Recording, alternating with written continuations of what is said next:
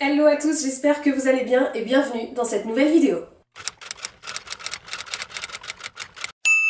Aujourd'hui, on se retrouve pour la vidéo du mois, bien évidemment, enfin la vidéo du mois, la vidéo d'annonce du mois.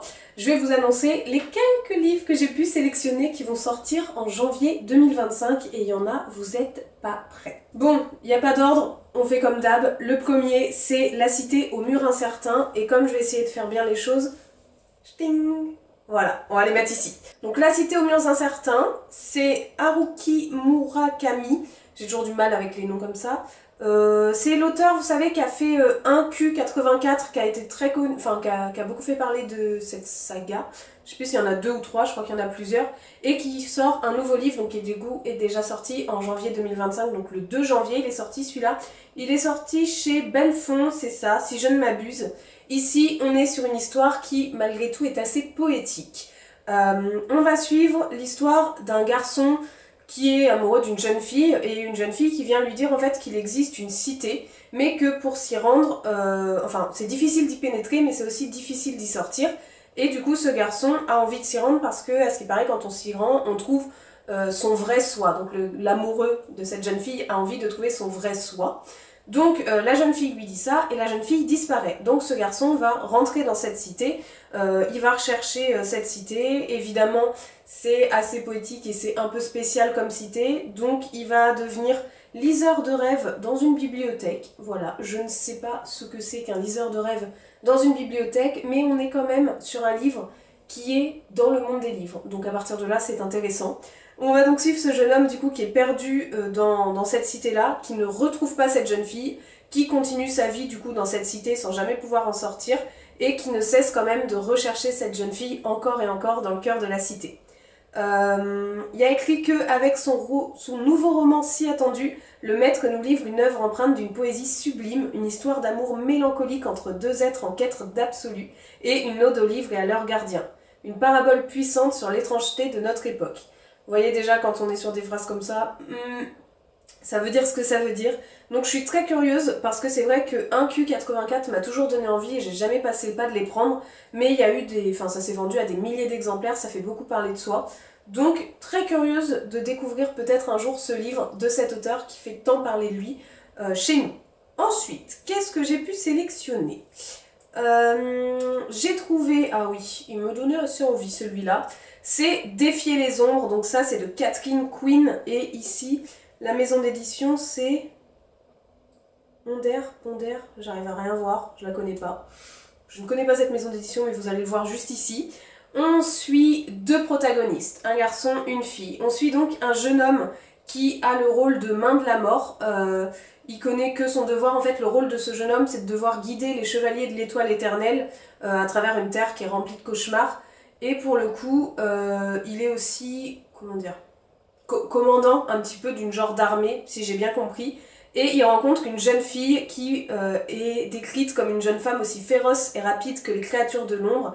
Et du coup, bah, il va bien aimer ce personnage, vous voyez. Et en parallèle, on va donc suivre cette jeune fille qui s'appelle Chiara, qui est du coup, elle, une nouvelle recrue de l'armée royale, et qui pour le coup n'a pas du tout peur de ce commandant qui pourtant effraie tout le monde, parce que elle a l'impression que c'est quelqu'un comme lui, c'est quelqu'un qui serait prêt à se battre pour sa propre vie, pour son armée. Donc au contraire, ça l'effraie pas, et même danger pour elle, ça l'attirerait un petit peu. Je pense qu'on va être malgré tout sur une romance. Il y a écrit réservé à un public averti, donc je pense qu'il va y avoir de la fesse, voilà. J'imagine que c'est dans les romantésies, si je ne m'abuse, je sais pas trop, mais il y a écrit le désiré est aussi dangereux que les ombres elles-mêmes et tout aussi séduisant. Ça veut dire ce que ça veut dire. On est quand même dans un royaume qui est au bord de l'effondrement. Et du coup, on va quand même suivre un peu des missions, tout ce qui est mission suicide, le mal qui s'attaque à tel personnage et compagnie. Donc on est quand même sur quelque chose de fantasy, il y a de la guéguerre, il y a de la bataille, tout ça, mais je crois qu'il y a un fond de romance qui a l'air d'être quand même omniprésent. Mais il me donnerait pas mal envie, celui-là. À voir comment il est construit, c'est un tome 1, donc j'imagine qu'il y aura d'autres tomes. Surprise, suite au prochain épisode, j'arrive pas à parler, c'est pas grave. Et je me dis que ça peut être pas mal, quand même. Troisième livre qui est pas dans le même style que le précédent. On est sur un livre qui s'appelle Incandescente de Hannah Kent qui va sortir chez Pocket.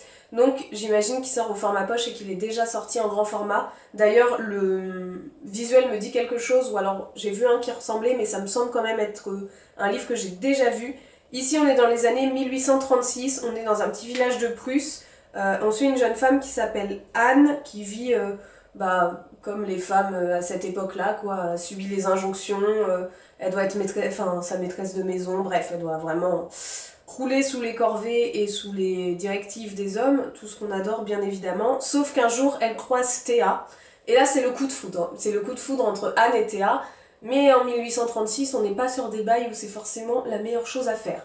En plus, elle apprend très peu de temps après que le roi de cet empire, je sais pas trop comment dire, va les envoyer dans un autre pays. Voilà, leur culture, leur société n'a plus rien à faire ici, donc ils sont envoyés dans un autre pays. Et du coup, est-ce que l'amour, en tout cas, ce qui commençait à se créer entre Théa et Anne, va pouvoir continuer? Et du coup, il y a écrit que cet exode lointain sur des terres encore vierges, celle du sud de l'Australie, et que l'interminable traversée n'est pas sans danger. Donc on va suivre nos deux protagonistes qui déjà étaient, on va se le dire, un peu dans le mal, vont devoir survivre, en tout cas encaisser le coup de cette traversée, de ce déménagement forcé sur d'autres terres, et voir un petit peu comment tout ça se crée. Pour le coup, ça me donne pas mal envie, je pense, vu en tout cas la tournure du résumé, le titre et compagnie, qu'on est quand même, et des thématiques, sur un roman qui se veut être féministe. Je crois, peut-être que je me plante parce qu'on est quand même dans les années 1836, mais je sais pas comment l'autrice a tourné la chose, donc on verra bien. Et je viens de voir que la protagoniste s'appelle Anne et que l'autrice s'appelle Anna, écrit pratiquement de la même façon. Donc ça se met soi-même dans son livre. Ma foi, pourquoi pas. Ensuite, on est sur un livre qui me donne envie, mais je vais galérer à vous l'expliquer, je pense, ou alors je vais l'expliquer de manière très simpliste, et je sais pas si ça va vous donner envie. On essaye quand même. C'est Les Échappées de Renaud Rodier, donc c'est déjà sorti auparavant en grand format, et là il va sortir au format poche, chez Pocket encore une fois. Je vais finir par m'abonner Pocket, vous allez les voir. Ici, on va suivre le destin, ou en tout cas le déroulé de vie de 5 personnages différents. Certains personnages qui ont vécu des choses pas très chouettes. Si j'ai compris, il y en a un qui vient des bidonvilles, il y en a une qui a subi un carnage dans son lycée, un autre qui croule sous le poids d'un héritage familial en fait, qui va devoir assumer. Et on va suivre un petit peu le destin de tous ces personnages, chacun sa petite vie dans notre société, et qui pour autant vont s'entrecroiser à la partie au milieu du livre, si j'ai bien compris. Et on va un petit peu suivre tout ce petit monde et tout ce que ça peut donner, quels sont les points communs et les différences entre toutes ces personnes, et je sais pas trop où ça peut mener. Ça a eu plein de prix, il a figuré parmi les 36 livres de l'année de la Bibliothèque Orange, il a eu un prix Maison de la Presse, prix littéraire des Sciences Po, prix du roman psychologique, prix Confluence, enfin, il a eu plein de prix, donc pour le coup, je suis très curieuse de voir ce que ça peut donner. Surprise, je sais pas trop comment vous en parler plus parce qu'on est quand même sur... Enfin, c'est flou quoi. Il y a 5 persos, on va suivre leur vie. Un moment, ils vont... Et voilà. Donc je sais pas quoi en dire de plus, mais ça m'intrigue un petit peu. Oh, celui-là me donne envie. Vous savez que j'adore ce type de livre. Celui-là, c'est Écho de l'humanité. Donc ici, on est sur un tome 1. La maison d'édition, j'arrive pas à la lire, c'est écrit tout petit, l'image est floue, évidemment, sinon c'est pas drôle. Si vous arrivez à la lire, je vous en prie. De toute façon, j'essaierai de mettre en barre d'infos tous les liens de chaque livre afin que vous puissiez vous les procurer si vous en avez envie. Ici, on est dans un... C'est dystopique, je pense, ou en tout cas, c'est... J'aurais dit dystopique. On est dans une société où chaque humain va être mis en pause, entre guillemets, où on va lui injecter un... Comment ils appellent ça? Nanana... Il faudra simplement installer un apparat juste ici au milieu du front. Donc en fait, il leur injecte un apparat qui fait que l'humain n'a plus de conscience, l'humain est en mode veille en fait, et pour autant son corps continue à faire des choses. Son corps continue à travailler, je sais pas, je dis n'importe quoi, à être maraîcher, donc à produire des légumes pour que les autres puissent manger et compagnie. Et au bout d'un moment, cet apparat est enlevé et du coup l'humain reprend conscience et juste dispose du fruit de ses labeurs. Bon, si j'ai bien compris, la base de l'idée, c'est ça. Cependant, on va suivre un jeune homme qui est un employé ultra réglo et tout, qui va être mis sur une enquête parce que ces humains, ces personnages mis sous apparat.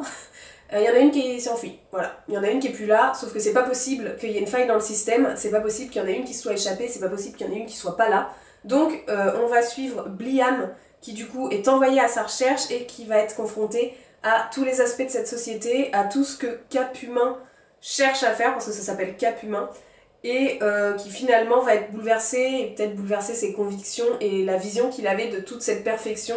Et on va comprendre, je pense, les backstage de ce que fait Cap Humain, et ça m'a l'air plutôt bien. Si c'est bien ficelé, je pense que ça peut être pas mal. Par contre, il y a écrit « Attention, ce texte contient des scènes qui peuvent heurter ». Ici, on est quand même sur de la violence fesses, et bon, sur des trucs comme ça. Admettons. Il est en format broché au prix de 20 €, et voilà. Et lui, pour le coup, il me donne envie. J'ai très envie, et il est sorti le 7 janvier, donc il est accessible.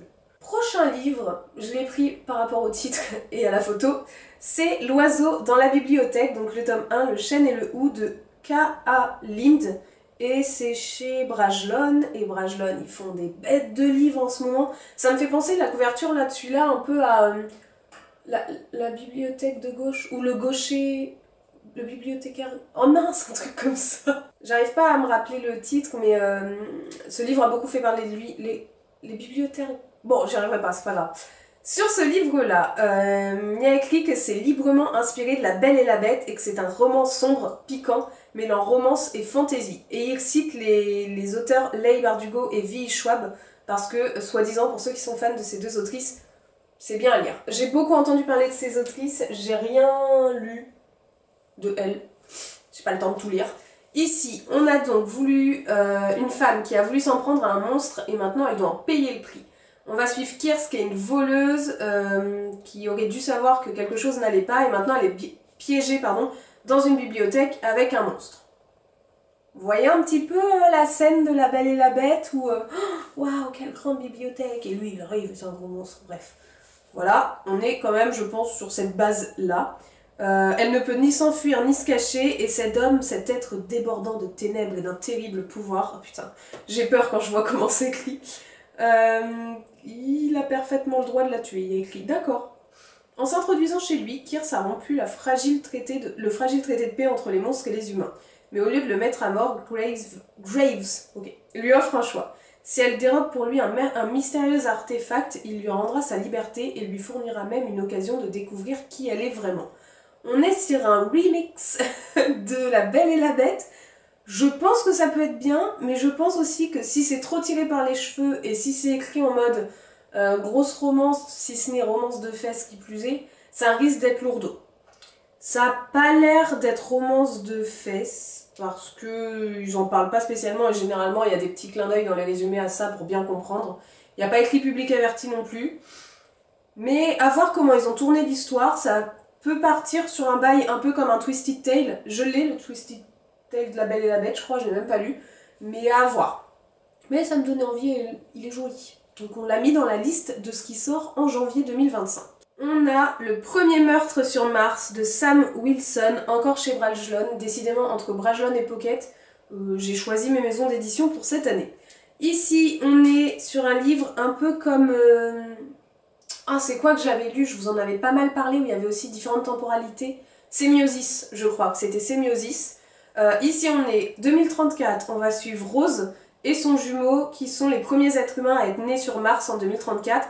Et c'est des enfants de personnes voilà, très hautes, enfin des génies quoi, qui ont permis de coloniser un peu la planète rouge, et ils grandissent sous le feu des médias, ils sont chéris parce que c'est les symboles vivants de la réussite humaine et d'un avenir radieux pour tout Mars.